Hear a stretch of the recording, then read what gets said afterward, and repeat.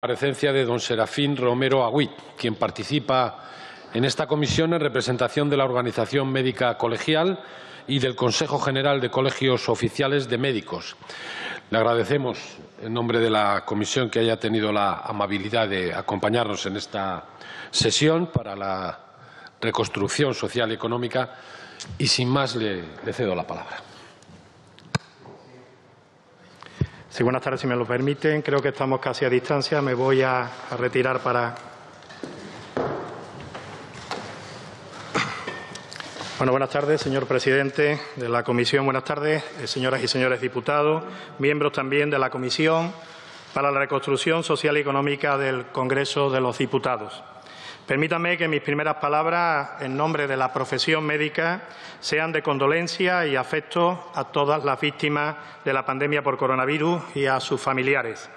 Y muy especialmente un recuerdo a los profesionales sanitarios fallecidos, a nuestros 59 médicos que siempre estarán en nuestra memoria, a los que aún se debaten entre la vida y la muerte, a los que intentan superar las complicaciones y a los que siguen en primera línea asistencial. Para ellos, dignidad y respeto.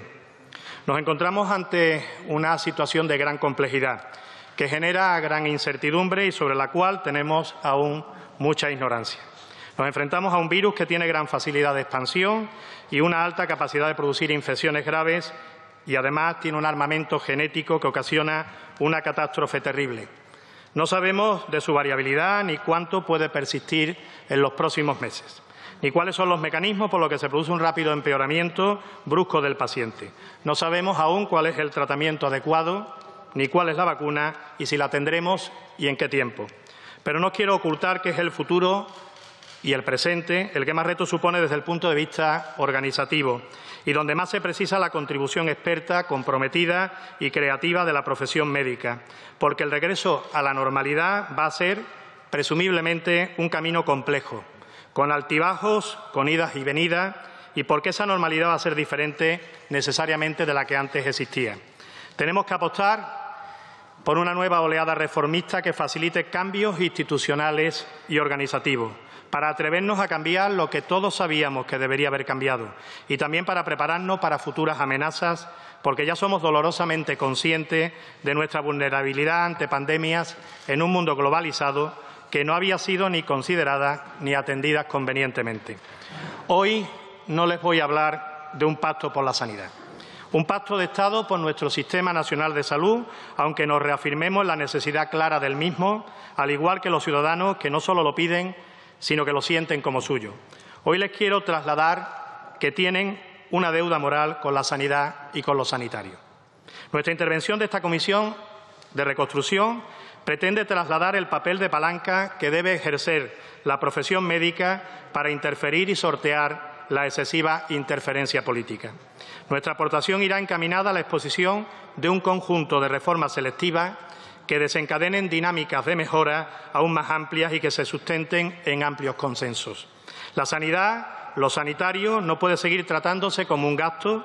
La sanidad y los sanitarios es una inversión. Y abogamos por la capacidad de generar grandes acuerdos desde un núcleo central que apueste por un modelo sanitario y sostenible. Debemos preguntarnos, deben preguntarse, si estamos dispuestos a asumir diagnósticos y propuestas externas, poner nombre a un informe que estudie las propuestas, como sucedió con el informe Abril, que luego no se tuvo en cuenta, y acordar quién participa en él. La retórica política de estos años solo ha servido para adormecer la demanda creciente de reformas, dirigiendo la atención a los sueños de lo que el Sistema Nacional de Salud es o debería de ser, en vez de asumir decisiones y costes y empezar a introducir cambios. Están las hemerotecas llenas de diagnósticos y tratamientos y encontrarán un gran vacío en el espacio destinado a la puesta en marcha de estos. No debemos salir de esta crisis de salud pública para volver a encontrarnos con la misma realidad que dejamos en marzo. Un Sistema Nacional de Salud sin recursos económicos suficientes para seguir manteniendo los criterios que nos hicieron ser referentes. Unos estándares de resultados de alto nivel, a pesar de lo anterior. Pero no nos engañemos, consecuencias del trabajo y el esfuerzo de los miles de profesionales sanitarios, los mismos que han sido capaces de doblegar una amenaza como nunca podíamos imaginar. La vuelta a unas listas de espera que van a suponer otro reto asistencial, la precariedad en el empleo y la falta de políticas de recursos humanos en salud, las bajas y deterioradas retribuciones y un personal abatido, indignado y cansado tanto física como emocionalmente. Toca recordar a Ramón y Cajal cuando nos decía: las ideas no duran mucho, hay que hacer algo con ellas. No solo ha habido falta de voluntad política a lo largo de estos años, hay hasta pánico de los propios responsables políticos y gestores para enfrentar conflictos y reacciones en la propia opinión pública y hoy en día en el mundo de las redes sociales. Subyace una expropiación de competencia a las autoridades sanitarias por parte de las económicas y de función pública. Ministros y consejeros de Sanidad dan la cara, pero casi todo acaba dependiendo de otros que no aparecen en el escenario. A veces nos preguntamos si es más oportuno dirigirnos a Hacienda o a Economía que a nuestro propio Ministerio de Sanidad. Necesitamos un discurso sanitario desde lo político, una apuesta política por lo sanitario, un modelo explicativo que ilusione y que estimule el compromiso y la participación real de la profesión médica. En este escenario no puede obviarse que los profesionales sanitarios constituyen la piedra angular del Sistema Nacional de Salud.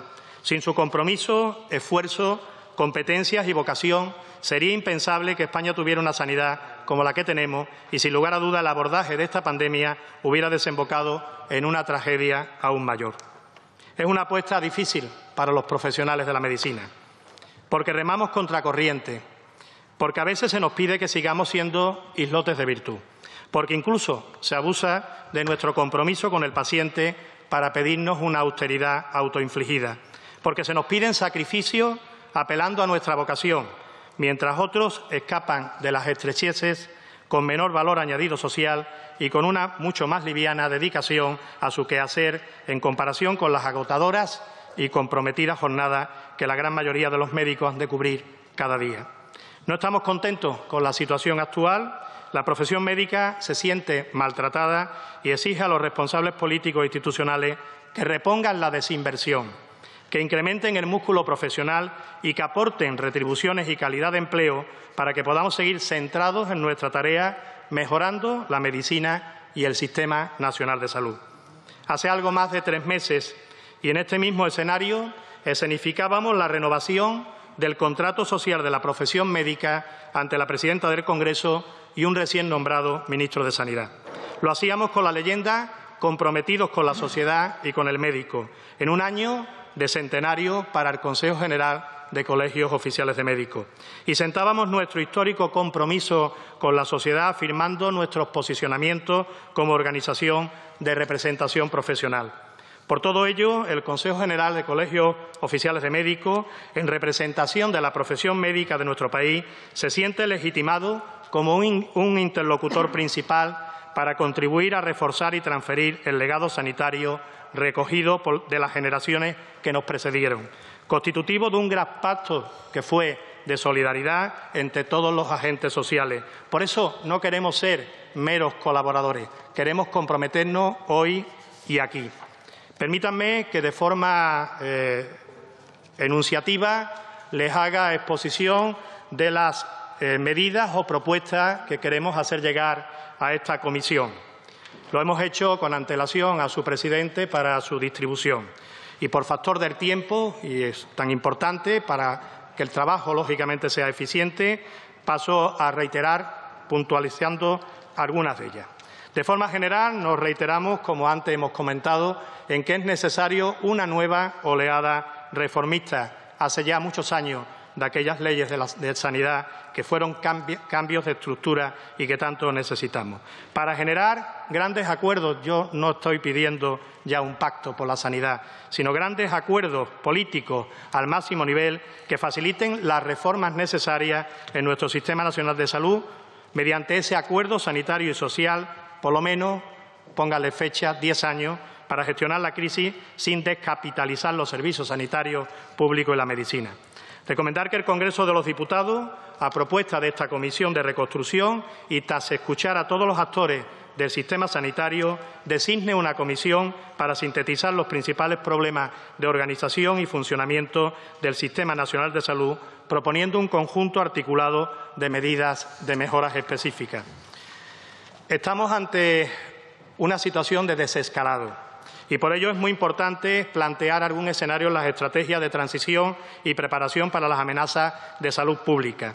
Consideramos esencial potenciar, estamos en este momento, en esta fase de evolución y con el fin de minimizar el alcance de los brotes que inevitablemente irán apareciendo los siguientes parámetros: control de la transmisión, rastreo e identificación de casos y sus contactos, capacidad diagnóstica suficiente, aislamiento de positivos, capacidad asistencial suficiente, control de focos y medidas de protección. Y España debe asegurar una reserva estratégica de material de protección al personal sanitario y a los ciudadanos, así como de equipamientos médicos, con la finalidad de poder incrementar unidades de cuidados intensivos y otros materiales para situaciones epidémicas. En el ámbito de redefinir y reformar el Sistema Nacional de Salud, consideramos la necesidad de mantener el liderazgo del Ministerio de Sanidad en el seno del Consejo Interterritorial de Salud sobre la pandemia de COVID-19. Será oportuno aprobar con carácter de urgencia esa estrategia nacional contra el virus que nos va a acompañar durante un tiempo. Y queremos aquí dejar claramente definido que hay que potenciar el papel del Ministerio de Sanidad y que debe de reagrupar una vez más, otra vez, una nueva denominación que sería el Ministerio de Sanidad, Salud Pública en mayúscula y Política Social, potenciando el carácter ejecutivo de las decisiones del Consejo Interterritorial del Sistema Nacional de Salud como órgano clave para el impulso de medidas y actuaciones de salud para los ciudadanos y para el fomento de la cooperación entre las comunidades autónomas y el Gobierno de España. Y entendemos que para eso es necesaria una nueva arquitectura estratégica del Sistema Nacional, con una creación orgánica y funcional a nivel operativo de un sistema multiagencia. No estamos hablando de una centralización de nuestra sanidad, pero sí la necesaria creación de un sistema multiagencia, especialmente en los siguientes escenarios. En el escenario de la salud pública y la política de salud, en la evaluación sanitaria, en los sistemas de información sanitaria, en la estructura de capitalización compartida, en la modernización, reformas y dinámicas de cambios compartidas, en las garantías públicas sustentadas en los derechos subjetivos constitucionales, como la cohesión social, esos derechos sustantivos de ciudadanía y las políticas de solidaridad, en la humanización en todas las políticas sanitarias y en el buen gobierno, en el desarrollo de la política científica, biomédica y de la innovación, incardinada orgánica y funcionalmente en el Instituto Carlos III y con coparticipación de las comunidades, en la cooperación internacional, en las políticas sanitarias y de salud, en el desarrollo de la política farmacéutica y en la cartera de prestaciones y servicios sanitarios.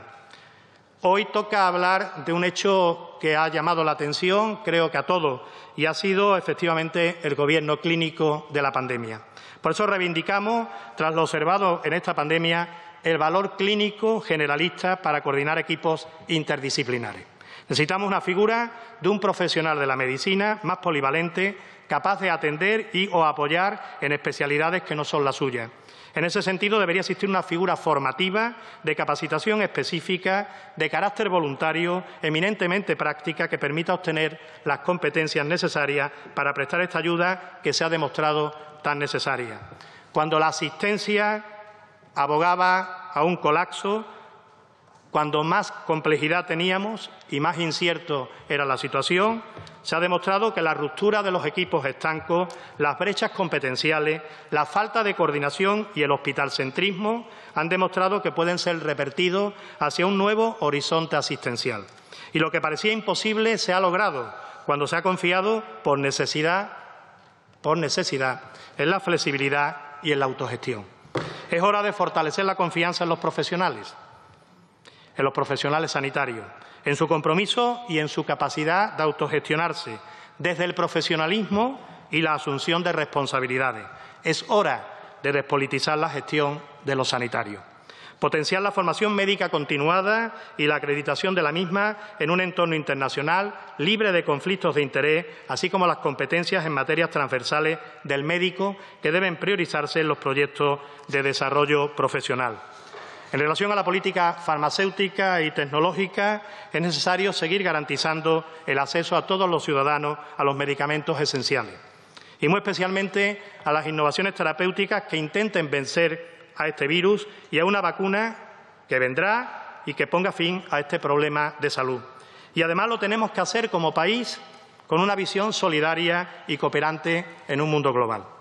Impulsar el desarrollo de los recursos propios y la puesta en marcha de experiencias como las llevadas a cabo en el ámbito de las terapias avanzadas, que pueden servir de referencia y que se pueden explorar para otro tipo de tratamiento. Y debemos de fijar, sin ningún tipo de contrariedad más, el marco de relación con la industria farmacéutica innovadora y con la de la tecnología sanitaria que permita la mejor incorporación de los fármacos y las tecnologías que aporten valor. Abogamos por un ejercicio transparente tanto en lo que respecta a la fijación de precios y a la financiación de medicamentos y tecnología sanitaria, así como en la financiación pública de los mismos. En relación a la gestión de la tecnología, hay que poner en marcha un plan específico que permita la renovación de la infraestructura tecnológica en la producción y estímulo nacional de los bienes de equipo y de tecnología. Tenemos que aprender de lo que se nos ha presentado con esta pandemia y es una de las enseñanzas más dolorosas de esta crisis ha sido la comprobación impotente de nuestra dependencia en aspectos básicos de bienes de equipo y tecnología común que se han demostrado esenciales. Hay que desarrollar la telemedicina promoviendo una cultura desde lo ético y deontológico y preservando la relación médico-paciente, que, como todos saben, estamos abogando para que sea reconocida como patrimonio inmaterial cultural de la humanidad. Una historia clínica electrónica compartida con un repositorio nacional y europeo de datos de salud del paciente en las condiciones de seguridad exigibles por la legislación actual. Y permítame un apunte también en el campo de la investigación. Hay que definir una estrategia específica y aumentar los recursos para I+D+I. Y si no los hubiera, al menos que se ofrezcan en un formato utilizable por los investigadores. Una gran parte de lo que se presupuesta no se ejecuta. Se necesita una regulación en materia de recursos humanos que permita flexibilidad en los contratos y que facilite las incorporaciones necesarias y las remuneraciones dignas, y que permita asimismo compatibilizar tareas asistenciales e investigadoras, la conocida carrera del investigador médico. Un punto importante para poder avanzar es el debate de la financiación, viabilidad y sostenibilidad. Definir o redefinir un nuevo modelo de financiación estable, suficiente, respetuoso con el principio de estabilidad presupuestaria y consolidación fiscal y que sea coherente con los principios de cohesión territorial, igualdad y equidad en el acceso a las prestaciones sanitarias de acuerdo con una cápita adecuada. Incrementar los recursos destinados al Sistema Nacional de Salud, alcanzando una inversión en estos servicios públicos propia de otros Estados de la zona euro y propia de un país como España. Esto supondrá pasar del actual 6% del PIB en sanidad a un mínimo de un 7% del PIB. Inyectar con carácter de urgencia un montante económico para afrontar los gastos derivados de la pandemia, los derivados para mantener el sistema sanitario en estado de alerta y los destinados a la puesta al día de la actividad asistencial demorada que va a tener que coexistir con la atención a la COVID-19. Esta inyección económica debe priorizarse especialmente en consolidar el empleo sanitario y que tenga para esto un carácter finalista. Sería muy conveniente, de una vez por todas, el garantizar en el Boletín Oficial del Estado la solvencia de nuestro Sistema Nacional de Salud. Nos lo merecemos, se lo merecen nuestros ciudadanos. En relación a los recursos humanos y a la profesión médica, hay que afrontar de una vez por todas la planificación de las necesidades de recursos humanos en salud y consolidar el empleo médico y sanitario de calidad. Recuperar los derechos retributivos perdidos como consecuencia de las medidas puestas en marcha en la crisis económico-financiera, una mejora retributiva acorde con la competencia, dedicación, responsabilidad del ejercicio de esta profesión. Si no, lógicamente, el panorama al que vamos a vernos abocados es a más de lo mismo. Por eso es obligado un plan integral de recursos humanos en sanidad, con participación real del foro de la profesión médica en el foro de las profesiones sanitarias, para desarrollar un registro de profesionales de una vez por todas del Sistema Nacional de Salud, para desarrollar de una vez por todas cómo se tienen que formar nuestros médicos de hoy y del mañana, con un continuo formativo que camine de la mano desde el grado, la formación especializada, el desarrollo profesional continuo, la carrera profesional y la acreditación, recertificación de sus competencias, con un plan de evaluación continuada y reconocida del ejercicio profesional del médico. Es mucho lo que de esfuerzo significa ser médico y muy poco lo que vale la evaluación de un desarrollo competente. En relación a la vinculación jurídica del médico, ha de suponer que el médico ocupe un papel fundamental en la gestión y gobernanza del Sistema Nacional de Salud para avanzar en la eficiencia, seguridad y calidad de la asistencia sanitaria. Queremos estar en la gestión clínica y en la gestión y en el buen gobierno de los sanitarios. Renovar ese necesario contrato social de la profesión médica hoy aquí ante un gran acuerdo con el Ministerio de Sanidad y la profesión médica para que nos cubra esos 10 años que antes comentábamos. Y queremos también, parece mentira, pedir un reconocimiento de la contingencia profesional de la infección por el SARS-CoV-19. Se lo merecen nuestros médicos y todos los sanitarios. Por eso hemos pedido también que la profesión médica en particular y la sanitaria en la general, abogo por las profesiones sanitarias hermanas que han estado trabajando y que también han presentado y tienen muchas víctimas, tiene que ser reconocida como profesión de riesgo. Estamos muy preocupados porque quién nos lo iba a decir también, porque estamos empezando a ver un escenario de judicialización de la práctica médica en esta pandemia. Y no quisiéramos pasar de los aplausos a la presunción generalizada de culpabilidad y a la pena de banquillo. Es fundamental facilitar los sistemas de resolución extrajudiciales de conflictos ante la situación actual de crisis y profundizar en el lado humano de las relaciones buscando soluciones alternativas en base al diálogo y a la negociación. Vuelvo a reivindicar y es fundamental la aprobación de un baremo de daño sanitario. En relación al primer nivel asistencial y de forma también rápida, comentar que la postergada agenda de mejoras de la atención primaria debe avanzar y consolidarse tanto en recursos humanos como de financiación, plantillas orgánicas, reforzamiento de puestos estructurales, sistemas justos de sustitución interna, así como modelos de autonomía de gestión, fomento de la figura y función directiva del equipo, de su desarrollo y carrera profesional y de otras mejoras en organización, actividad y dotaciones.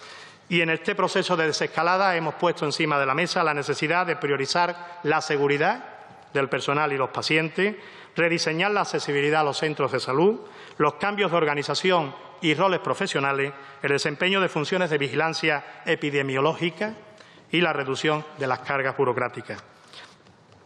Reforzar la coordinación entre los sistemas social y sanitario.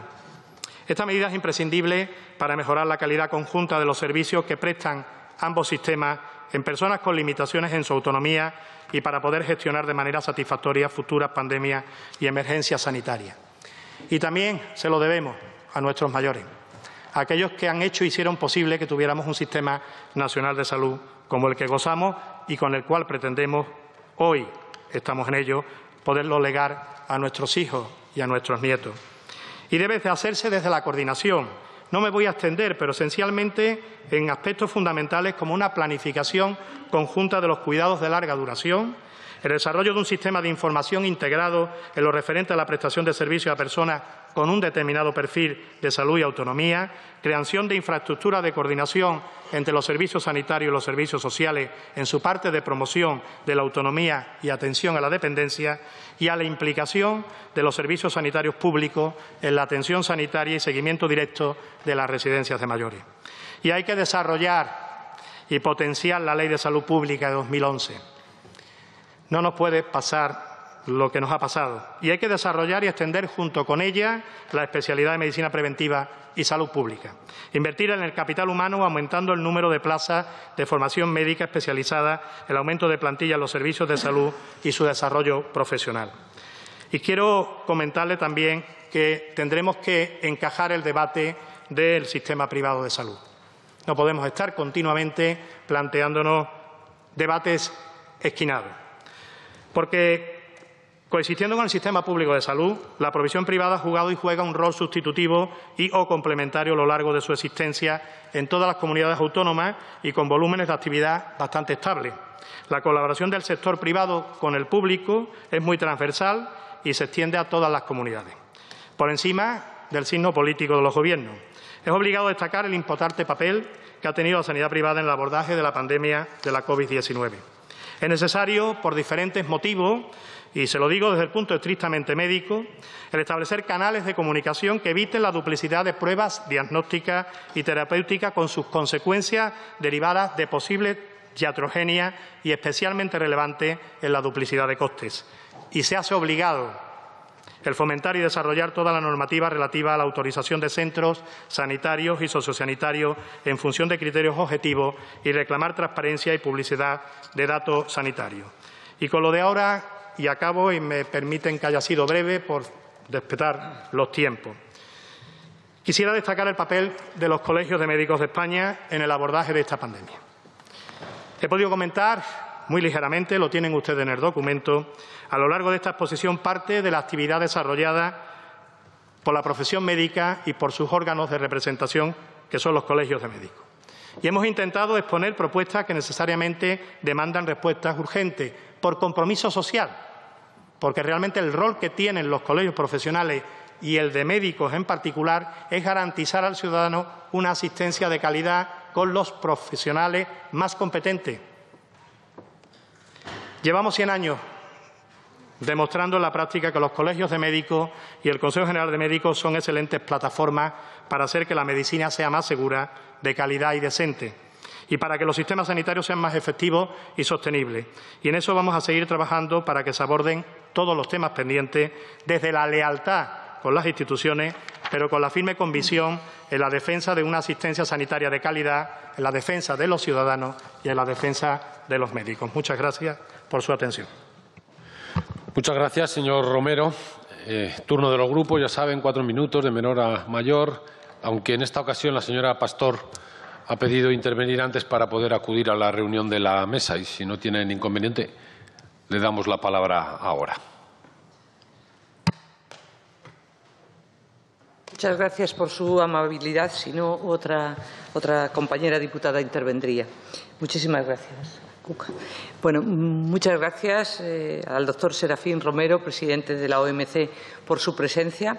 Muchas gracias y, sobre todo, por el documento que nos ha entregado y por su exposición.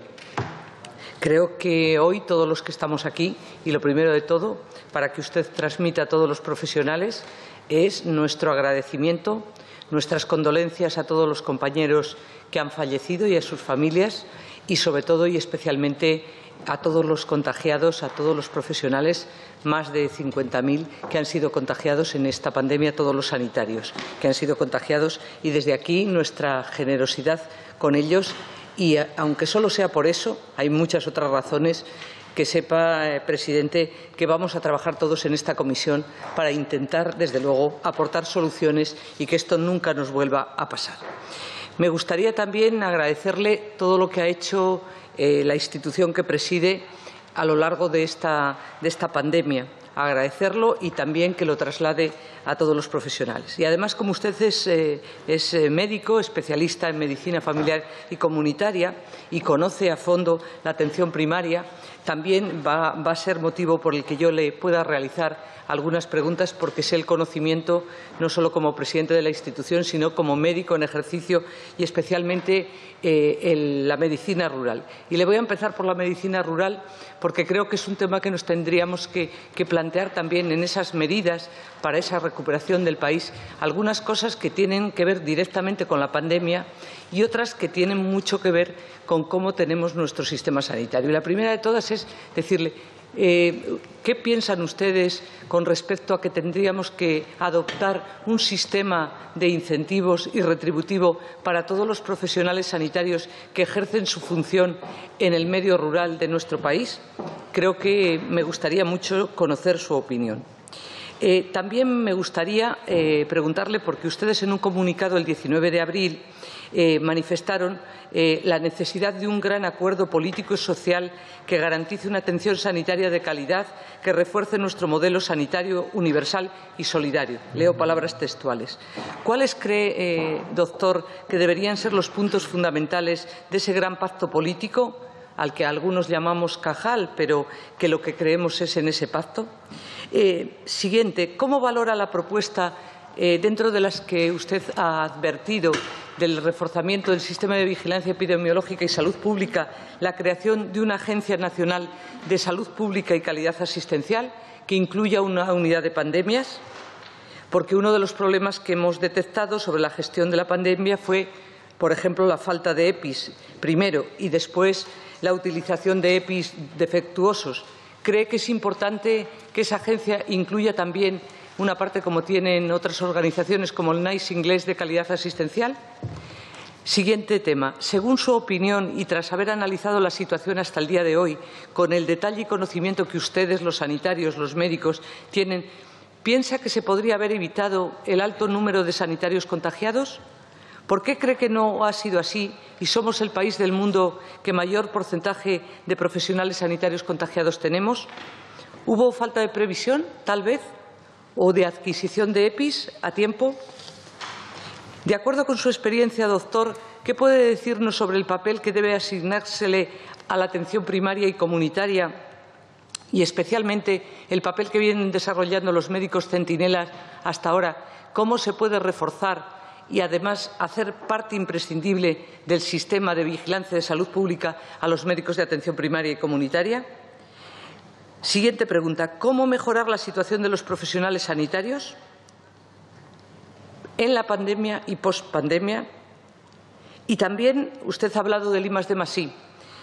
¿Piensa que España necesitaría, además de tener magníficos investigadores y tener en este momento abierto varias líneas de trabajo muy avanzadas en materia de vacunas, que España sea autónoma en la producción de vacunas?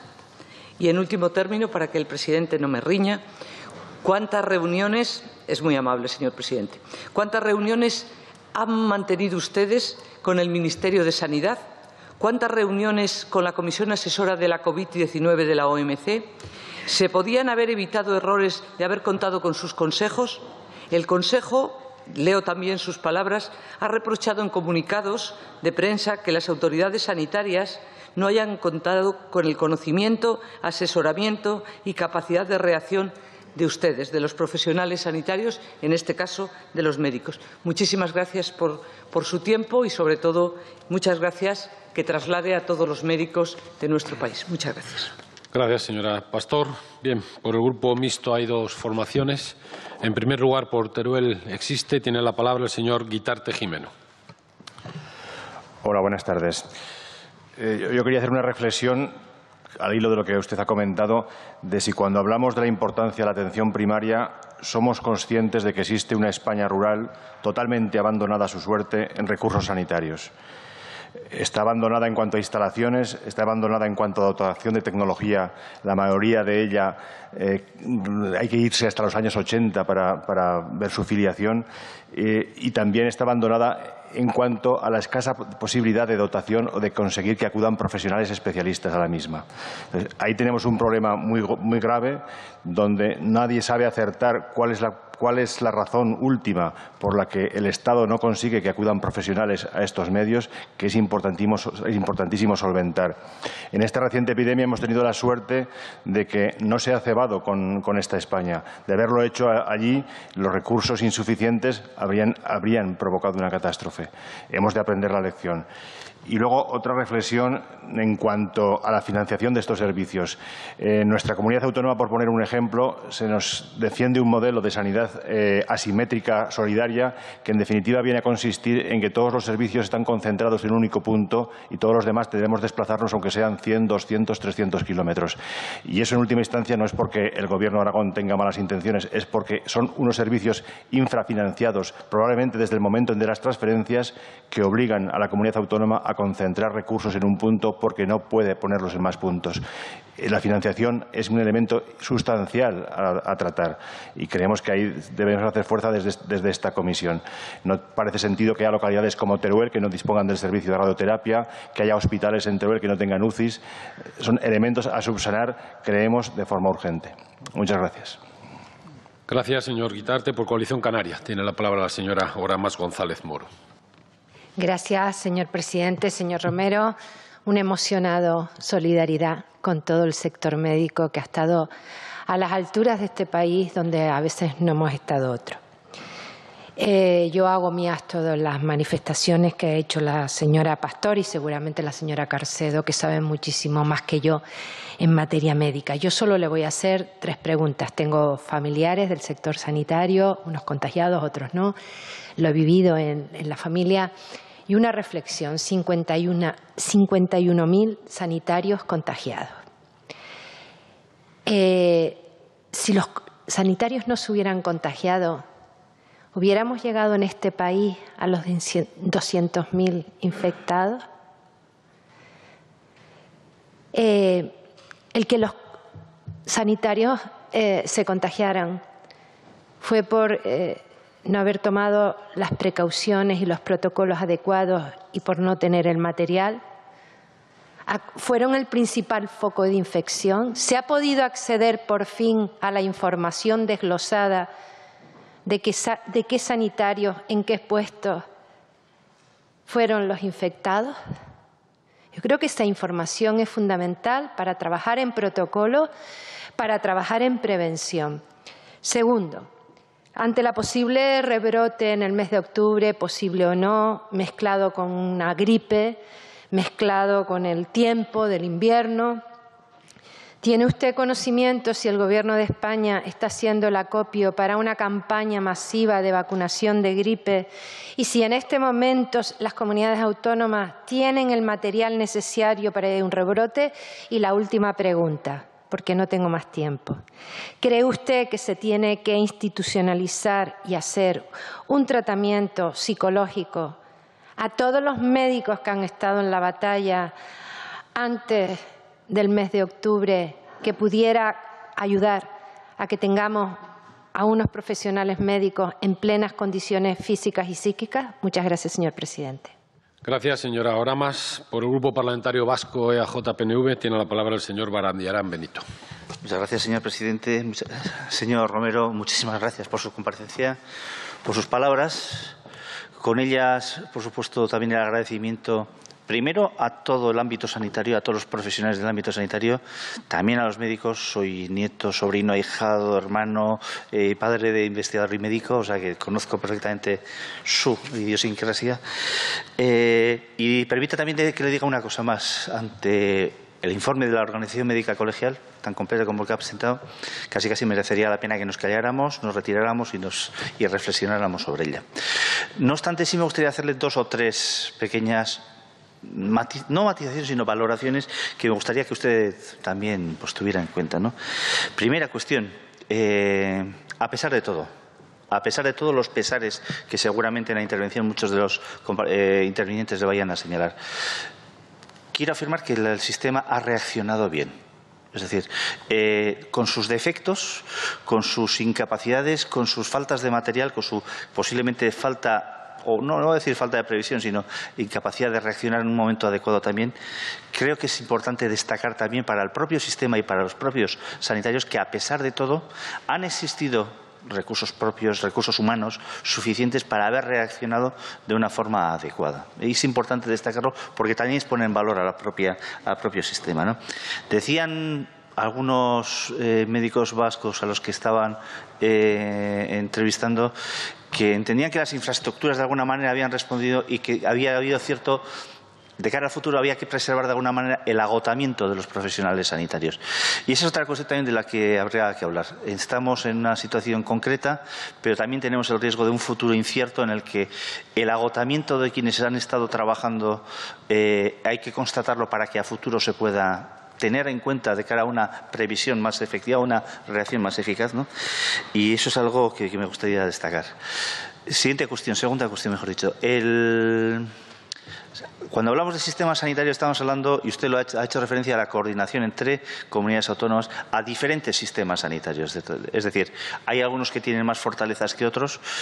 En concreto, yo debo de señalar que creemos que en Euskadi el sistema sanitario ha reaccionado, a pesar de que posiblemente, como ha señalado la señora ahora más, el principal foco inicial en Euskadi fue el de un hospital concreto en el que hubo una concentración, un foco concreto de infecciosos, o de infección, mejor dicho, ¿no?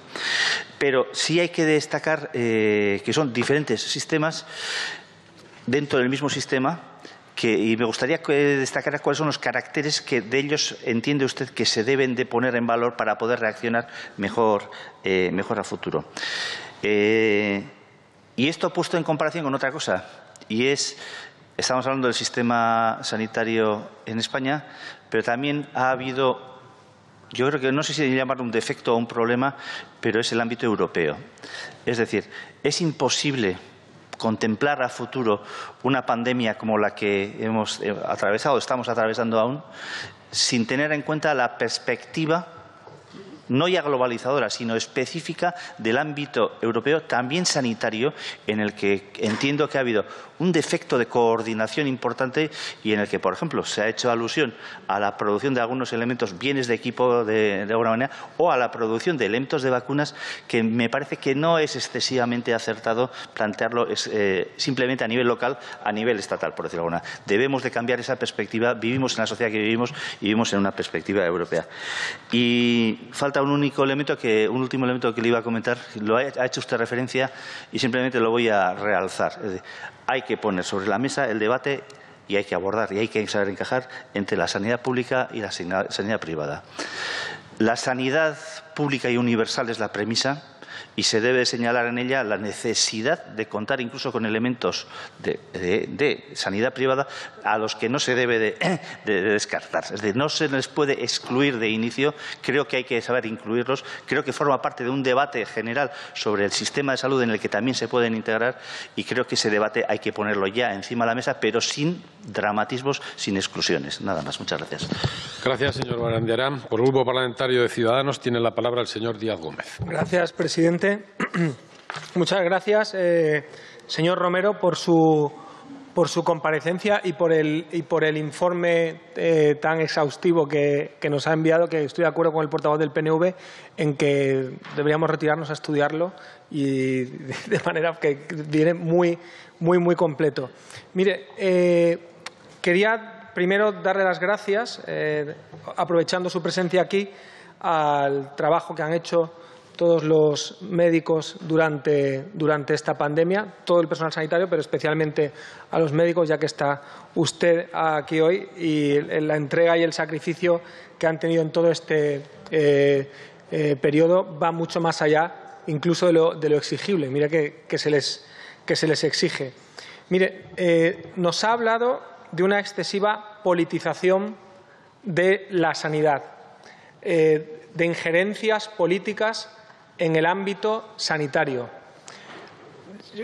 Coincido con usted plenamente en el diagnóstico, pero querría saber si estas injerencias en todo este periodo se han manifestado en algo en concreto, si la gestión de esta pandemia ha tenido injerencias políticas que hayan dificultado o hayan hecho peor esta gestión de la pandemia, por un lado. Por otro lado, cuando habla usted de historias clínicas compartidas y de la necesidad de articular mejor, de coordinar mejor las diferentes administraciones sanitarias que hay en España, querría saber qué opinión le merece a usted la implantación de una tarjeta sanitaria única y, a su vez, de la cartilla de vacunación europea, que cómo valorarían la existencia de un documento de esta naturaleza. Con respecto a las cifras de contagiados dentro de los sanitarios, querría hacer una pregunta. ¿Cree usted que España ha tenido peor profilaxis que otros países? ¿Por qué hay más contagiados entre los sanitarios españoles? Otra cuestión que quería hacerle es cómo valora la movilización de médicos, pero de los sanitarios en general, durante la gestión de esta pandemia, en que se ha recurrido a médicos jubilados, han ido estudiantes. ¿Y cómo valoraría usted, aparte de esa reserva estratégica a la que nos hace referencia en el documento remitido, una reserva médica o sanitaria de carácter humano también, que esté preparada en un momento determinado para movilizarse ante situaciones como esta? Y ya está, voy a ser muy disciplinado con el tiempo. Gracias. Muchas gracias, señor Díaz. Bien, por el Grupo Plural va a haber 3 intervenciones. En primer lugar, por Més Compromís, el señor Baldoví Roda. Muchas gracias, señor presidente. Muchísimas gracias por su comparecencia y muchísimas gracias por su documento. Creo que es fundamental que el documento sea claro, tanto en el diagnóstico como en las medidas que propone, y la verdad a mí me ha parecido muy claro. Podemos mirar al pasado para aprender y me parece perfecto. Hay que mirar para aprender. Pero también yo creo que una de las funciones de esta comisión de reconstrucción es mirar al futuro. Y yo solo le voy a hacer una pregunta, porque tengo poco tiempo y quiero quedar bien con mi presidente. Mi pregunta es, ¿usted cree que se debería blindar la sanidad pública en la Constitución para que en el futuro no siguiera avanzando gotita a gotita esa gotita que avanza cada día más la sanidad privada? Y viendo lo que está pasando en Estados Unidos, creo que nos deberíamos curar con tiempo. Muchísimas gracias. Gracias, señor Baldoví. Por Más País Secuo tiene la palabra la señora Sabanés Nadal. Gracias, presidente. Muchísimas gracias por su intervención, por su documentación y, como todos los grupos, trasladar la solidaridad y el apoyo a todo el personal sanitario, como han ido explicando todos los portavoces. Yo solo le voy a hacer un planteamiento y 2 preguntas. En primer lugar, en nuestro criterio, en criterio de Más País Secuo, lo que garantiza la atención universal, sin discriminaciones, en el ámbito rural, en los distritos, en las zonas ricas, en las pobres, es la sanidad pública. Y, por tanto, no creo, o sea, a mí me gustaría como que en este momento nos explicara cuáles son los problemas que ha tenido la sanidad pública, porque eso es determinante en este momento, y especialmente la atención primaria. Hablaba el representante de Teruel, existe del problema de las zonas rurales, yo le hablo del problema de los centros de salud de atención primaria, la falta de cobertura antes, durante y después. Y eso es muy importante en la prevención, es vital. Y las listas de espera y la falta de médicos, llevamos años hablando de la falta de la atención primaria, me gustaría que un poco profundizaran en ello. La segunda cuestión importante es que la Ley de Salud Pública no se ha llegado ni a reglamentar, ni a hacer transposición, y eso es absolutamente imprescindible. Lo hemos visto ahora en un caso como esta pandemia. ¿Cómo debería de potenciarse el despliegue de la reglamentación y la salud pública para realmente dar respuesta en el caso tan grave como el que hemos vivido? Muchísimas gracias. Gracias, señora Sabanés. Por Junts per Catalunya tiene la palabra el señor Belasensi. Muchas gracias, presidente. Muchísimas gracias al doctor Serafín Romero por su comparecencia hoy aquí y trasladarle en su persona nuestra solidaridad y afecto a todo el trabajo que han hecho todos los profesionales sanitarios, especialmente los médicos, y también nuestro recuerdo a estos 59 médicos que nos han dejado a lo largo de esta última crisis sanitaria. Agradecerle el trabajo que nos presentan hoy, las propuestas, también el desarrollo de las propuestas. Presentar propuestas es relativamente fácil, presentarlas desarrolladas pues se agradece muchísimo. Nosotros nos comprometemos a estudiarlo profundamente y a valorarlo, a pesar de que hay algunas cosas que estamos plenamente de acuerdo y otras que no lo estamos tanto, y no lo estamos tanto también por la experiencia acumulada. Ustedes hablan en un punto de redefinir y reformar el Sistema Nacional de Salud, y aquí apuntan algunos aspectos que nosotros de entrada discrepamos cuando intentan potenciar el papel del Ministerio de Sanidad y potenciar el papel ejecutivo de las decisiones del Consejo Interterritorial del Sistema Nacional de Salud, que tiene las mayorías que tiene. Cuando a nosotros se nos ha hablado históricamente en el ámbito de la salud, pero en cualquiera de los otros ámbitos, de cogobernanza y cogestión, y automáticamente se nos dice, pero esto no es centralización, la realidad es que sí que al cabo de un tiempo acaba siendo una centralización. Por tanto, este es un tema que deberemos tratar y estudiar con mucho detenimiento. Respecto al tema de la financiación, entendemos que es uno de los grandes temas pendientes que hay en nuestro sistema sanitario. Evidentemente, un nuevo modelo de financiación con una cápita adecuada, con varias variables dentro de esta cápita, pero aquí podemos estar de acuerdo porque desde nuestra óptica la infrafinanciación de la sanidad es histórica en este país y se consolida cuando se hace el traspaso a las comunidades autónomas y no está desde ese momento resuelto. Hay dos aspectos. El encaje del sistema privado de salud nos parece súper interesante y necesario, y el apartado de reforzar la atención primaria y el papel de las residencias de los mayores también es imprescindible, y reforzar esta coordinación. Ya por terminar, señor presidente, una cuestión que no está en el informe, pero es en relación a esta última crisis del COVID. ¿Creen ustedes en su organización que se han realizado lo suficiente número de tests en el momento oportuno? Y si no se han realizado el suficiente número de tests, ¿a qué ha sido debido y qué consecuencias ha podido conllevar? Muchísimas gracias. Muchas gracias, señor Bel. Por el Grupo Parlamentario Republicano tiene la palabra la señora Vallugera Balaña. Muchas gracias, presidente. Muchas gracias al compareciente.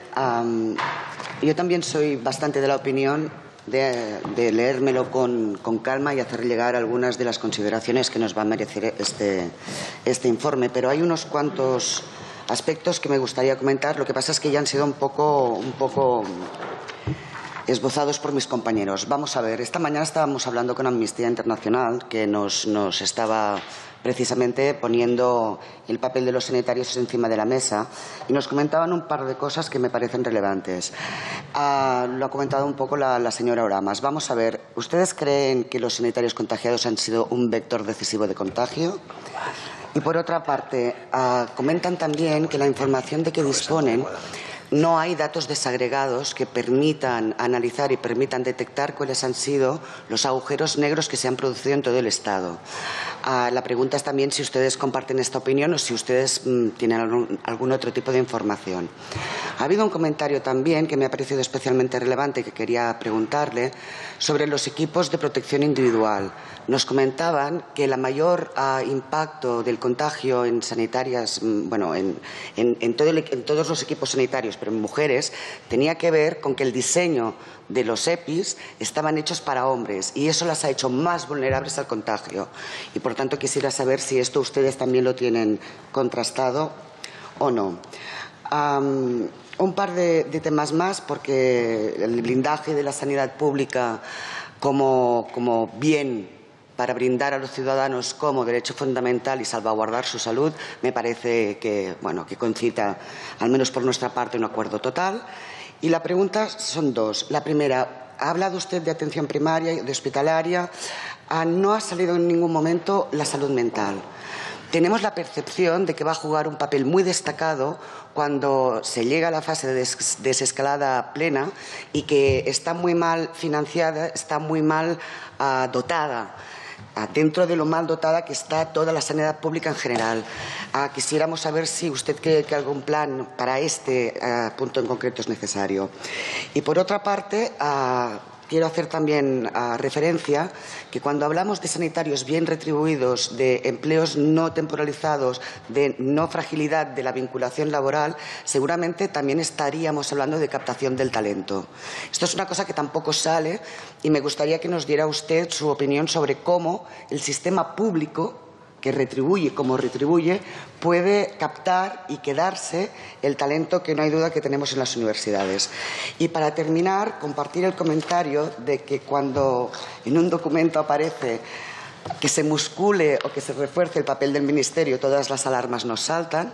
Nosotros creemos que no todas las comunidades autónomas están en el mismo momento y han dedicado los mismos esfuerzos a una sanidad pública importante y, por tanto, somos poco asertivos con la cogobernanza porque los resultados que ha tenido hasta ahora han sido francamente muy defraudadores o defraudantes. Entonces, aparte de esto, solo darle las gracias, decirle que nos lo vamos a mirar con una cierta calma y ya para terminar, usted habla de transversalidad, usted habla también de subsidiariedad en el sentido de que a veces reemplaza la sanidad privada a la pública.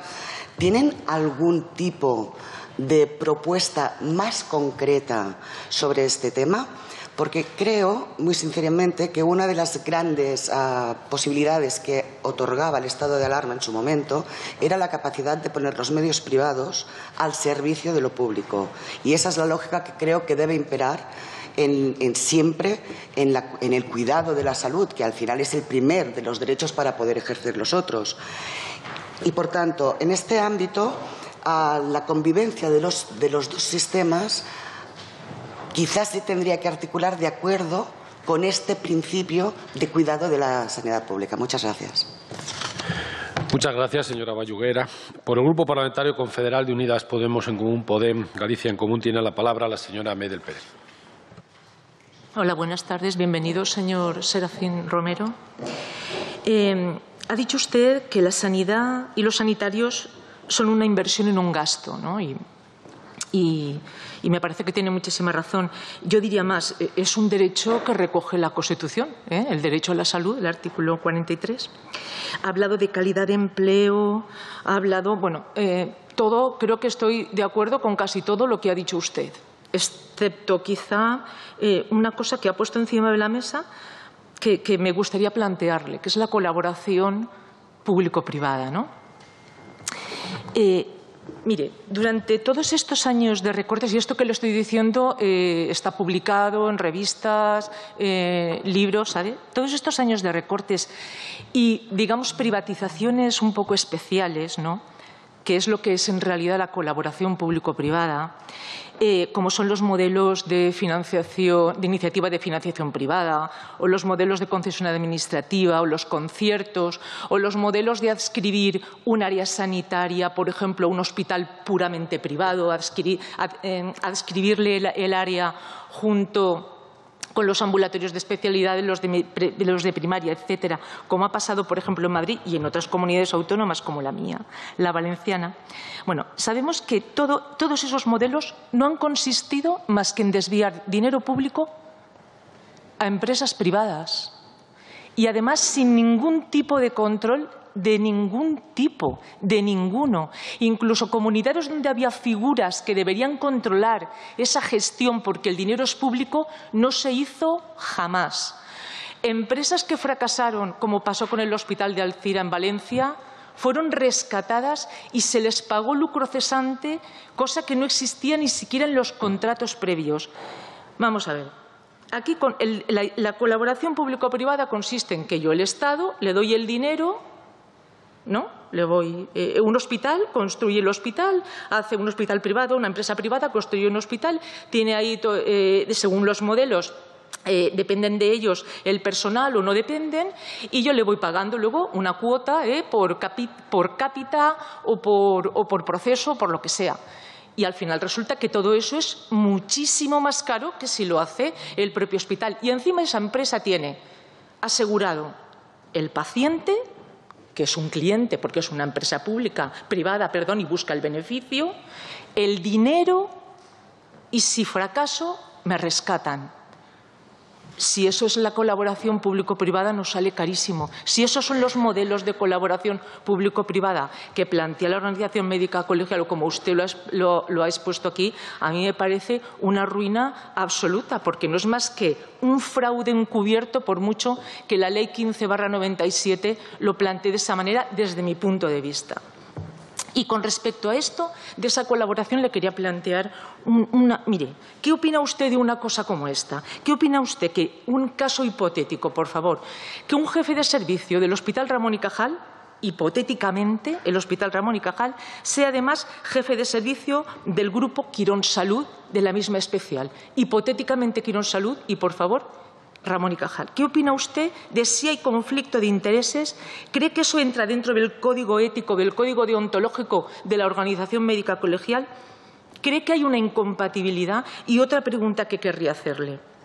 Durante estos 20 años de pérdida de inversión pública, sobre todo en la atención primaria, ¿qué ha hecho la Organización Médica Colegial para controlar esos ratios, esas pérdidas de ratios, tanto de enfermería como de médicos? ¿Cuáles han sido sus gestiones para evitar eso?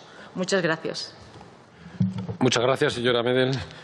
Por el Grupo Parlamentario Vox tiene la palabra el señor Stigman Olmedillas. Con la venia, señor presidente. Muchas gracias, doctor Romero, presidente. Como colega suyo, como diputado de Vox y como diputado nacional, le doy las gracias en mi nombre, en de todos, para que lo transmita a todos los médicos que con su sacrificio han podido paliar los efectos de esta epidemia. Yo no le voy a poner problemas a usted, señor doctor Romero. Creo que usted nos ha ilustrado mucho. No creo que sea mi función la de cuestionar nada de lo que ha dicho. Lo estudiaremos y, por lo que ha dicho usted, estamos muy en la línea del documento. Por eso le doy las gracias. Efectivamente, tenemos una deuda con todos los sanitarios. España tiene un sistema nacional de salud muy efectivo, pero es muy efectivo a costa de ser una eficacia mal retribuida. Ese es nuestro diagnóstico. Supongo que usted está de acuerdo. Me uno a las preguntas que han hecho especialmente la doctora Pastor y la señora Oramas en cuanto a las reflexiones, en cuanto a los test, en cuanto a los test sanitarios. Nosotros hemos preguntado específicamente qué porcentaje de distintos estamentos sanitarios se habían infectado. Y una pregunta es, ¿cree usted que el sistema actual, no vamos a hablar del pasado, yo bastante hablo con el señor Illa todos los jueves en la Comisión de Sanidad y hablamos mucho del pasado, le reprochamos, en fin, pero usted no. ¿Usted cree que en estos momentos, en vistas, Dios no lo quiera, a un futuro rebrote de la epidemia, el procedimiento de actuación, de detección de contactos, de examen microbiológico de los contactos es el adecuado? Ítem más, ¿usted cree que en el momento actual el procedimiento de detección de casos en el personal sanitario, aislamiento y realización de test PCR es el adecuado? Porque usted sabe que ustedes mismos lo criticaron mucho. Cuando criticaron la forma de dar el alta a los sanitarios, salieron al paso, nosotros lo apoyamos. Esa es una primera pregunta. La segunda pregunta viene al hilo de una reflexión. A nuestro grupo no nos parece que este sea una crisis de la sanidad pública. Es una crisis, como usted ha dicho, de la salud pública y, sobre todo, de la salud exterior, de nuestras fronteras exteriores en cuanto a la importación con la globalización de las epidemias. Y, claro, le pregunto sobre una cuestión que es muy específica. Usted sabe que antes del 2013 la Organización Mundial de la Salud definía como pandemia el contagio sistemático entre humanos de una comunidad en dos países de una misma región y en una nación de otra región. Y a partir de 2013 ya no hay criterios que cumplir, sino que, basándose en las evaluaciones nacionales de cada país, la OMS decide que es pertinente convocar a un comité de expertos de emergencia, donde estaba el doctor Simón, que a su vez valoraba la información, calculaba los riesgos y estimaba si era conveniente declarar la pandemia. Voy terminando.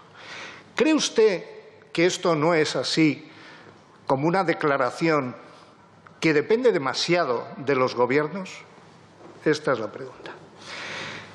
Y en el sentido de reforzar nuestras fronteras microbiológicas, en cuanto al documento de 30 de enero del 2019 del CDC, del Centro Europeo para la Prevención y Control de las Enfermedades, un experto, curiosamente también del Hospital Ramón y Cajal, decía: en cuanto al cribado de enfermedades infecciosas, fronteras y emigración, es posible realizarlo en nuestro medio, aunque no hay documentos de aplicación nacional, y depende bastante de la comunidad autónoma.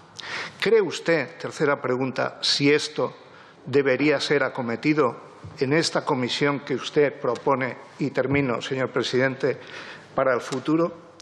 Por último, si está usted de acuerdo, como parece que también el Partido Popular lo propone, en la elaboración de un plan nacional contra epidemias de virus respiratorios y los centros correspondientes. Sin más, le doy efusivamente las gracias y, una vez más, transmita nuestra solidaridad y condolencias a nuestros compañeros de profesión. Gracias. Gracias, señor Stigman. Para finalizar el turno de los grupos, tiene la palabra por el Grupo Parlamentario Socialista la señora Prieto Nieto. Gracias, presidente. Buenas tardes, señorías.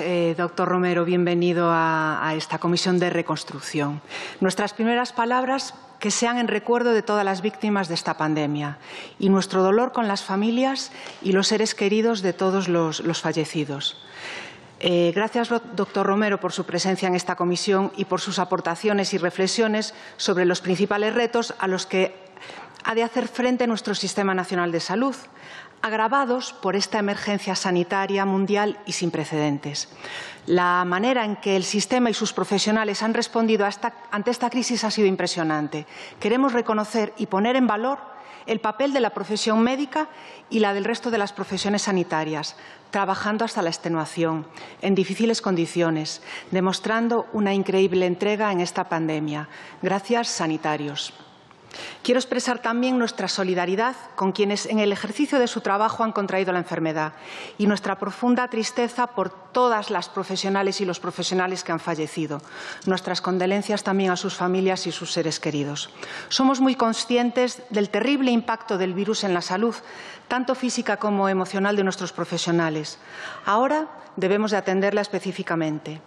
Mi grupo está muy satisfecho porque el Gobierno de España haya ampliado la cobertura de la seguridad social a los profesionales sanitarios y sociosanitarios que hayan contraído COVID, considerándolo contingencia profesional derivada de accidente de trabajo.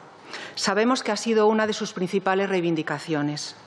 También tendremos en cuenta su petición relativa al reconocimiento de los riesgos de la profesión médica y, en su caso, la declaración de profesión de riesgo. También observamos las reflexiones de la Comisión Asesora COVID-19-OMC, ya que consideramos de interés la importante función pública de los colegios profesionales, sobre todo en situaciones en las que es relevante poner en evidencia el compromiso con todos y con la sociedad.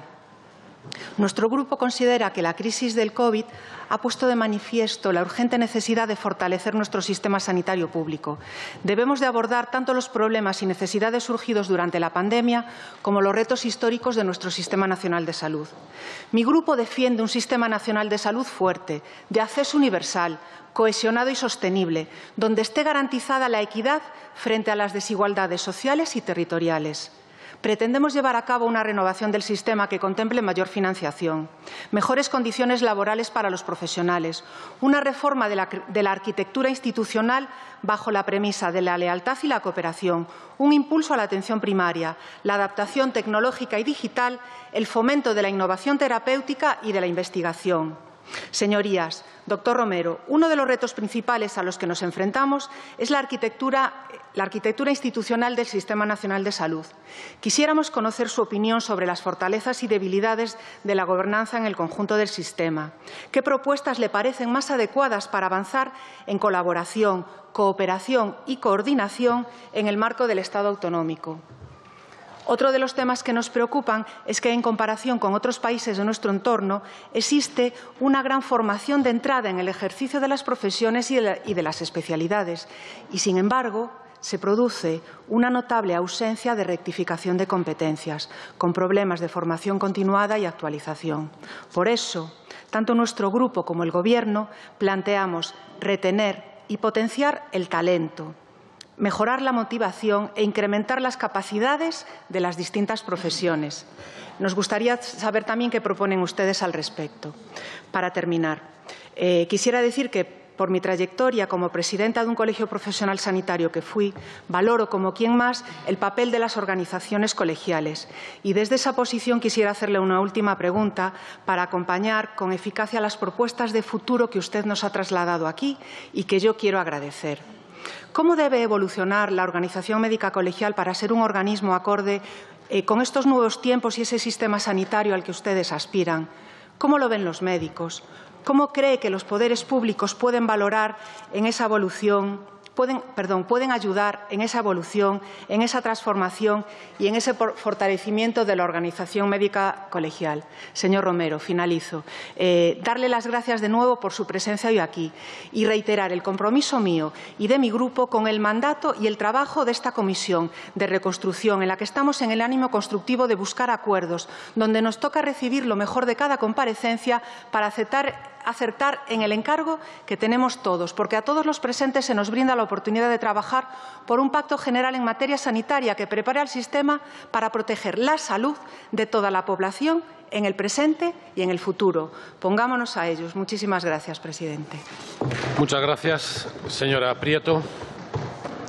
Muchas gracias, señora Prieto. Doctor Romero, suya es la palabra.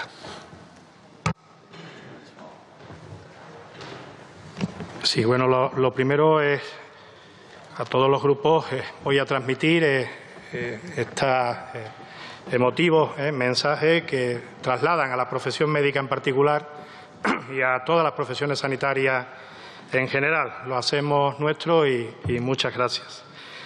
Una segunda reflexión es, comparezco, entiendo, a una comisión de reconstrucción, pero no tengo ningún problema en plantear respuestas a unas posibles preguntas que tienen que ver con la evaluación de cómo hemos abordado la crisis, sin ningún tipo de problema.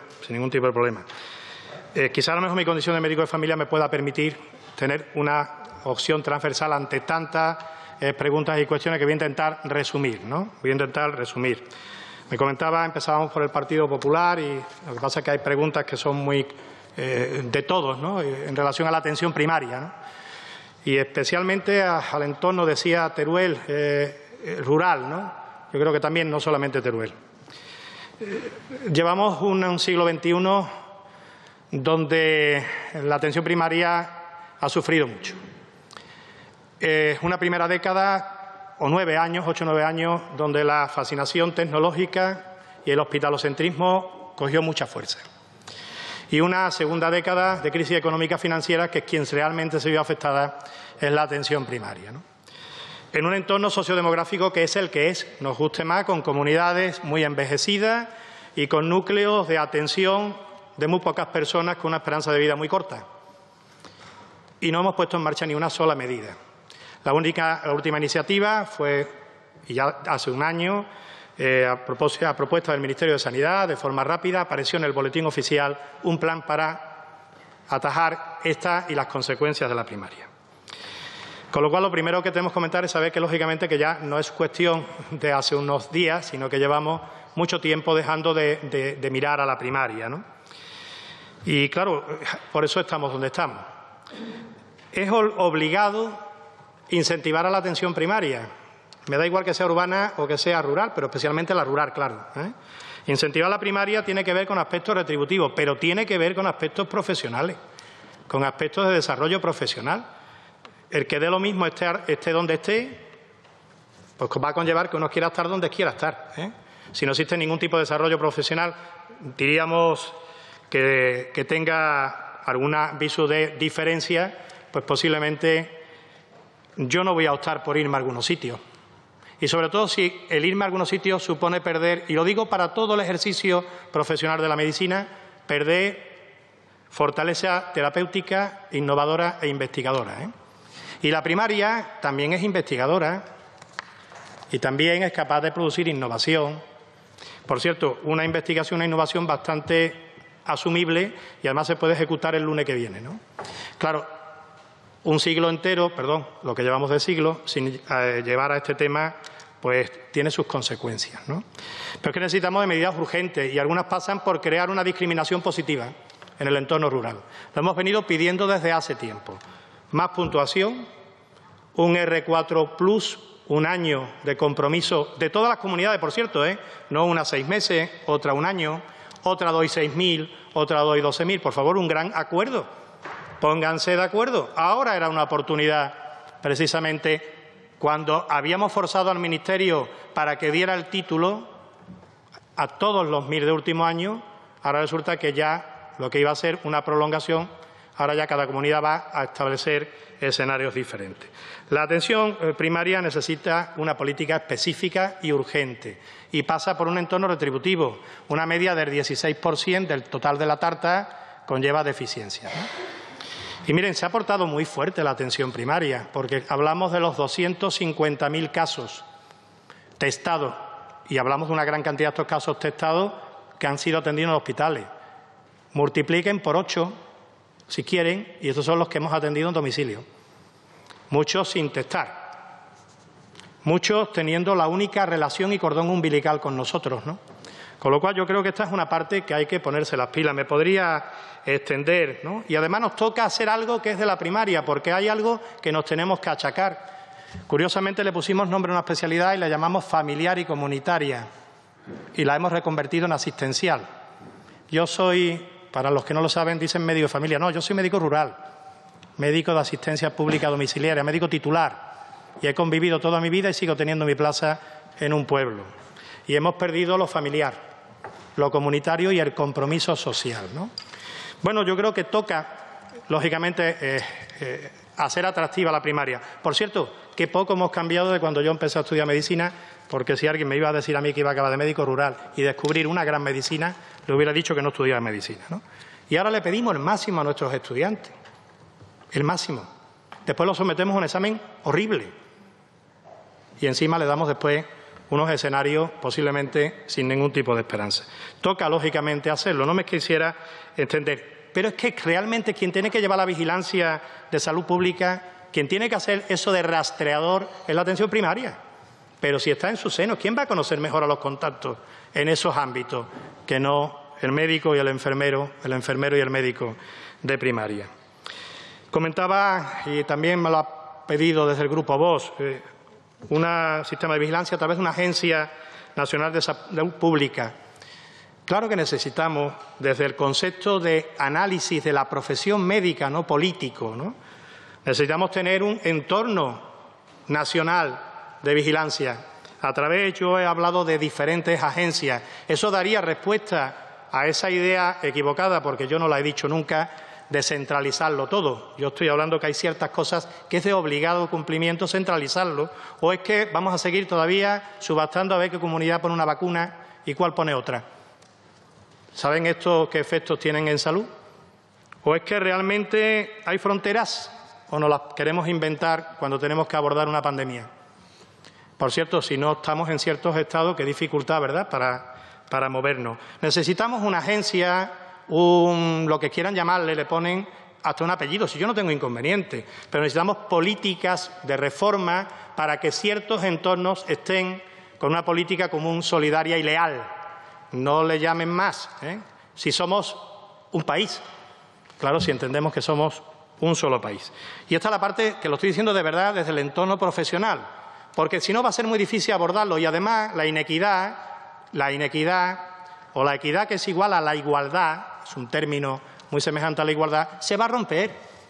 ¿O es que nuestro sistema no ha sufrido en la equidad? Pues que el que vivir en un sitio de España es igual en prestaciones y en equidad. Esto es lo que estamos pidiendo, porque hay que ser solidario y en este abordaje de la pandemia a veces hemos tenido dificultades no solo de solidaridad entre comunidades, sino hasta dentro de la propia comunidad, entre provincias, ¿no? Con lo cual sí que creo en este tema, ¿no? Y hay una pregunta también común, más casi evaluativa, ¿no?, que tiene que ver con el alto índice de... Estoy aprovechando la primera intervención, después iré intentando centrar alguna, de contagiados de los sanitarios. Esto es innegable, los datos están ahí. Miren, nosotros, y lo hicimos también hablándolo directamente con el Ministerio, ahora responderé. Nosotros ya preveíamos en febrero, tenemos ya un primer comunicado del 5 de febrero y otro todavía más específico, ya preveíamos un contagio alto en entornos sanitarios y en los sanitarios, pero no porque éramos muy listos, sino porque ya estaba ocurriendo. Ya estaba ocurriendo. El 29 de febrero, un comunicado del Consejo General de Médicos ya le decía a los médicos claramente que no acudieran a congresos médicos.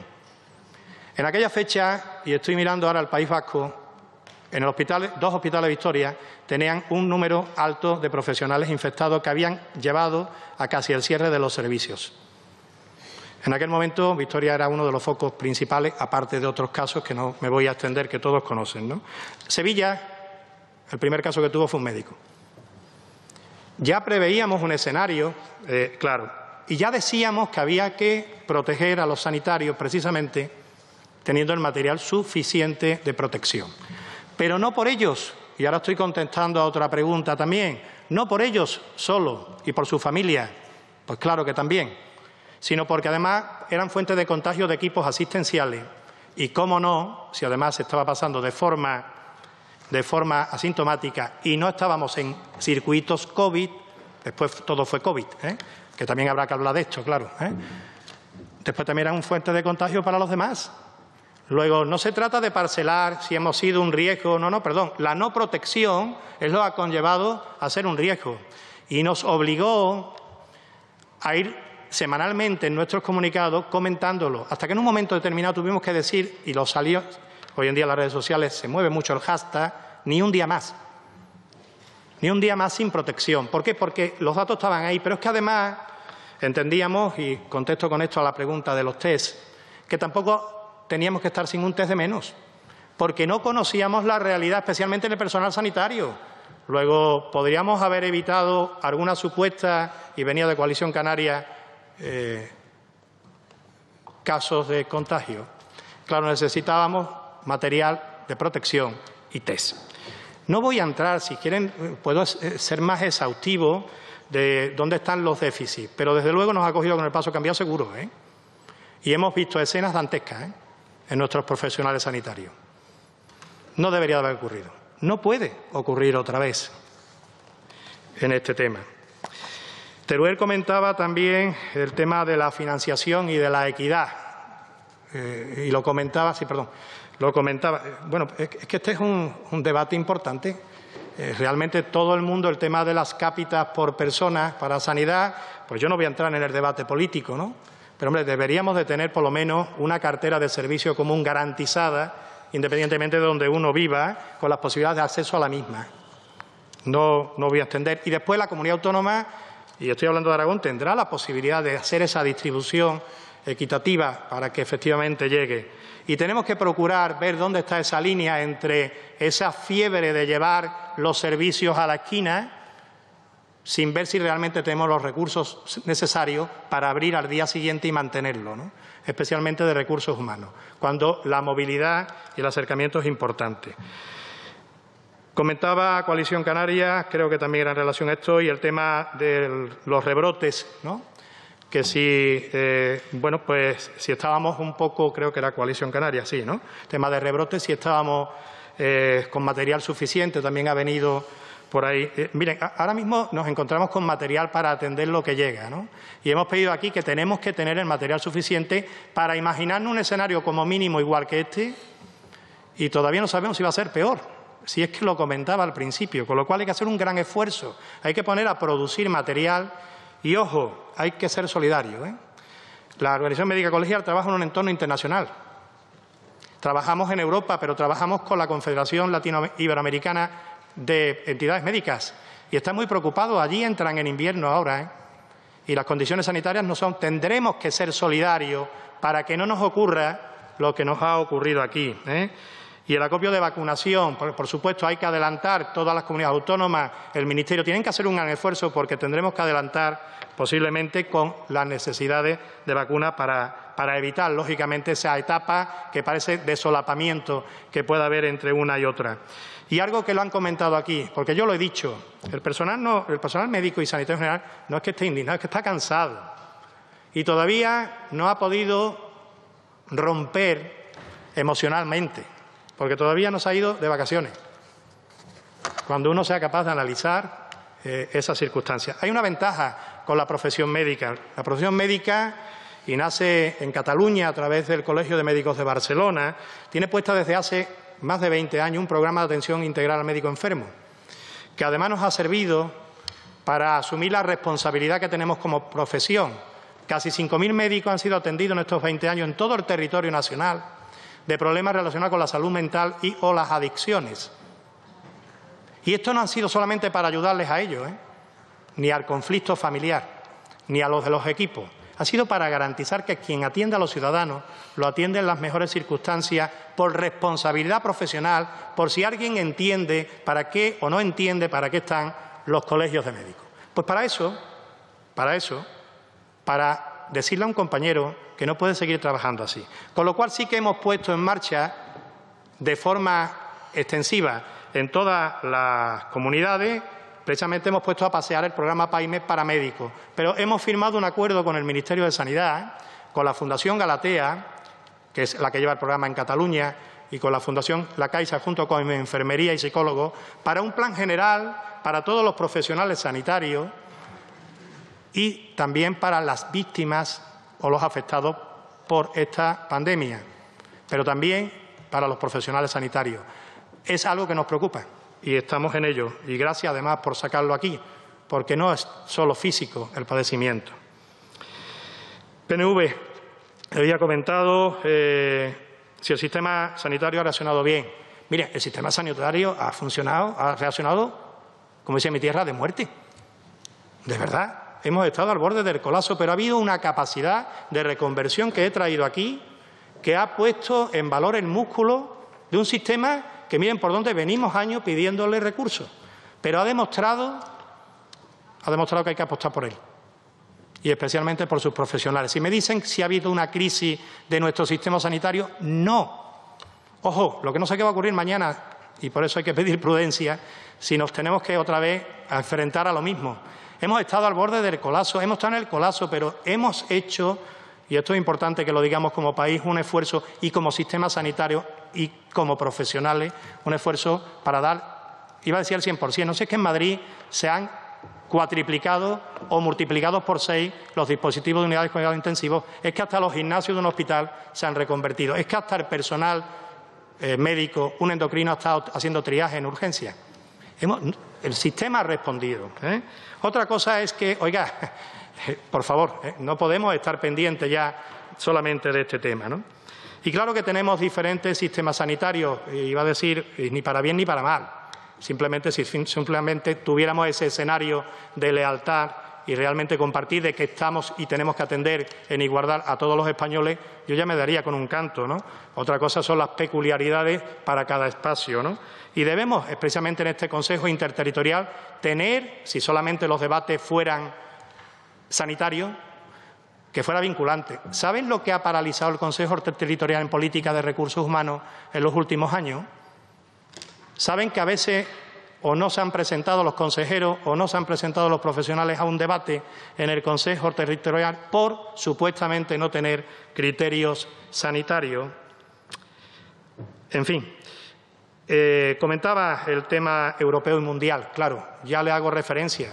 Nosotros somos Europa y Europa debería tener políticas que, por cierto, ya nos interesan, que nos pongamos de acuerdo, políticas para solventar esto desde la solidaridad. Sé que en lo económico está, pero en lo sanitario debe de estar. Pero no en esto, en todo el resto de las políticas farmacéuticas, de la tecnología, de la historia común europea, de ser interoperables, ¿no? En el tema de interoperabilidad estamos intentando, se viene haciendo del Ministerio, pero llevamos mucho tiempo para que una persona no tenga que tener que estar contando sus problemas cuando cruza una frontera autonómica. Y estamos avanzando, pero qué trabajo y qué lentitud llevamos. Esto no debería ocurrir. Yo no sé si con una tarjeta única, como se comentaba, o simplemente con que nos reconozcamos, porque yo si voy a sacar dinero, si fuera a Australia, a mí en un banco australiano me daría un dinero que tengo en una caja rural provincial. A ver si no vamos a ser capaces tampoco de tener una historia común. Sobre la sanidad pública y privada ha habido muchas interpelaciones. Miren, yo no he hablado de colaboración pública o privada, ¿eh? Yo he dicho que hay que encajar el debate de la sanidad pública y privada. ¿Cómo?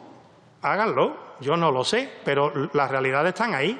El número de personas que tienen seguros médicos privados, que por cierto ha crecido en la última década, no ha sido un problema de la profesión médica, exclusivamente. O sea, yo creo que este es un debate que sobrepasa. Y ojo, tenemos una norma que viene ya desde hace mucho tiempo de una Ley General de Sanidad, que a lo mejor lo que es el momento de revisarla, porque para bien o para mal esas colaboraciones, otra cosa es cómo la hemos hecho o cómo hemos permitido que el dinero público acabe gestionándose mal en esa colaboración. Pero eso no es lo que estaba escrito en la Ley General de Sanidad, Estos son comportamientos, cosas que habrá que valorar y verlo. Miren, yo no tengo conflicto de interés, soy médico del sistema público. Yo estoy hablando en nombre de los 70.000 médicos que trabajan en la sanidad privada. Y lo único que vamos a pedir como Consejo General es que se mantengan los criterios éticos y deontológicos de la buena praxis. Y efectivamente los conflictos de interés habrá que declararlos y habrá que exponerlos. Y aquel que lo esté revirtiendo ya está el código para recogerlo. Con lo cual esta organización no tiene un posicionamiento sobre el qué o hacia dónde se tiene que ir. Lo único que tiene que dejar claro es que tiene que defender el ejercicio de la profesión independientemente de donde lo realice un médico y garantizar, como hace el sistema público, que ese ejercicio se haga en las condiciones que marca la buena ética y el comportamiento que tiene que tener el profesional, ¿no? Con eso no me estoy evadiendo, pero es que no hay otro debate. No existe un posicionamiento de la Organización Médica Colegial en qué hay que hacer con la privada. Yo lo único que estoy diciendo es que hay que encajarla. Y lo que hemos dicho siempre, y me remito a los hechos, en el año 2012 la Organización Médica Colegial abogó por la universalización de la atención sanitaria en España, pero no por conflictos de quién paga y quién no paga, de interior o de exterior. Es que el médico, la profesión del médico, no puede dejar a nadie atrás. Otra cosa es quién le tiene que poner el cascabel al pago o al copago. Y sobre todo porque hay que tener una visión de salud pública. Por eso lo hacíamos, porque son precisamente aquellos entornos de marginación donde hay más problemas de contagio, generalmente de enfermedades infecciosas, y la pobreza hace estragos en la salud de las personas, ¿no? Y se habla de la politización de sanidad. Yo no estoy diciendo que tenga que haber, lógicamente, una acción política. Lo único que estoy diciendo es que la gestión clínica profesional, y no estoy refiriendo solo a la medicina, tiene que estar en manos de los profesionales y hay que generar un aumento otra vez de la confianza, hay que romper algo que no hemos sido capaces desde que pusimos en marcha la Ley General de Sanidad. No sé si me estoy extendiendo, presidente. Es que han sido muchas preguntas, ¿no? Ciudadanos habla también de esa historia, ya me he hecho referencia a la movilización de los médicos, una reserva estratégica. Miren, los colegios de médicos desde el primer momento hicieron un llamamiento al voluntariado y habíamos categorizado el voluntariado. Para nosotros lo más importante eran aquellos médicos que todavía están a la expectativa de coger su plaza de MIR ya aprobada, que son grados de medicina con un examen aprobado en un número aproximado de casi 7.000 médicos en toda España. Y aquellos también que se examinaron y no obtuvieron plaza. Y estaríamos sobre los 10.000, más aquellos que no habían obtenido plaza en anteriores convocatorias por 2 años, porque se está aumentando el número de médicos que salen de la facultad y que no pueden optar a una especialidad. Eso era uno. En segundo lugar, le dijimos a aquellos médicos que tenían representación profesional, incluido el que les habla, que pusieran lógicamente ahora mismo cualquier otro tipo de interés en la asistencia. En tercer lugar, le dijimos a nuestros jubilados que aquellos que quisieran, había un papel importante precisamente para ese seguimiento telefónico, ¿no? Y llegamos a un acuerdo, hicimos un acuerdo rápido con el Ministerio de Educación, con el Ministerio de Sanidad y con el de Interior para homologar a aquellos que estaban puestos encima de la mesa, que, por cierto, no han hecho falta, se han utilizado muy poco y nos hemos quedado con las listas de voluntarios en la mano. Pero tenemos posibilidades. Pero lo que hay que generar no es que tengamos mucho, es que tengan capacidad y, sobre todo, ánimo de moverse. Porque una cosa es voluntario para quedarme aquí, otra es moverme dentro de la solidaridad. Ahí es donde tendríamos que hacer un esfuerzo. Tengo por aquí más, lo siento. Con compromiso, mirar al futuro. Claro que estamos aquí mirando al futuro, no estaba evaluando qué ha ocurrido. Lo que pasa es que hay que mirar de dónde venimos para pintar el futuro. Queremos pintar el futuro, estamos aquí para pintar el futuro, pero el futuro tiene que ser mañana, ¿eh? No puede ser un futuro otra vez de tanto tiempo, ¿no?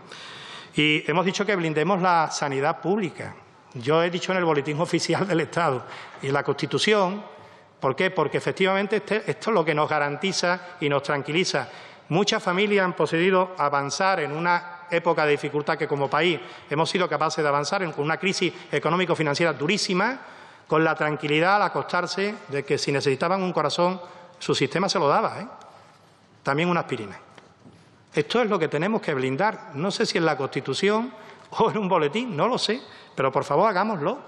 No es cuestión de que una u otra, es que vamos a funcionar bien todos si tenemos un sistema blindado, ¿no? Más país, sanidad pública, yo no me voy a reiterar más en cuál es la postura de la Casa, lo de atención primaria, la falta de profesionales. No nos olvidemos también que no hemos formado a todos los que deberíamos, pero tampoco, y todavía no lo tenemos cerrado, no tenemos el registro de profesionales en España. Los únicos datos que tenemos son los de la Organización Médica Colegial.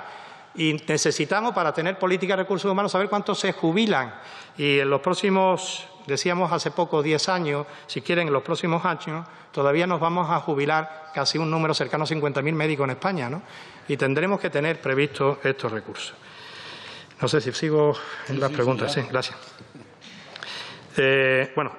Juncker Cataluña pues comentaba un tema y yo creo que he podido responder. No sé si vamos a estar de acuerdo, lo hacía también Esquerra. Seguro que vamos a tener matices, pero estamos hablando desde el punto de vista médico. No debe de haber fronteras en el entorno sanitario.